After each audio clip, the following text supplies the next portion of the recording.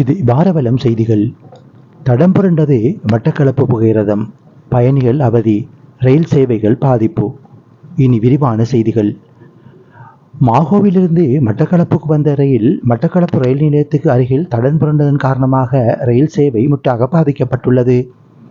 இன்று பிற்பகல் 1 மணி அளவில் மட்டக்களப்பு பிரதான ரயில் நிலையத்துக்கு வருகை தந்த புகையிரதமே இவ்வாறு தடம் புரண்டுள்ளதாக புகையிரத நிலைய அதிபர் தெரிவித்தார்.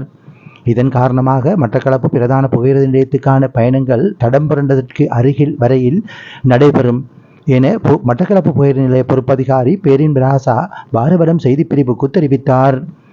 புகையிரதம் தடம் புரண்டுள்ளதன் காரணமாக புகையிரத நிலையத்துக்கு புகையிரதத்தினை கொண்டு வர முடியாத நிலை ஏற்பட்டுள்ளதாகவும் அவர் மேலும் தெரிவித்தார். நாளைய தினம் சேவையினை வழமைக்கு கொண்டு வருவதற்கான நடவடிக்கைகள் முன்னெடுக்கப்பட்டு வருவதாகவும் பொறுப்பதிகாரி தெரிவித்தார். புகையிரதம் தடம் புரண்டதன் காரணமாக அதில் வருகை தந்த பயணிகளும் பெரும் சிரமங்களை எதிர்நோக்கியதுடன் எவ்வித பாதிப்பும் யாருக்கும் ஏற்படவில்லை என தெரிவிக்கப்படுகிறது.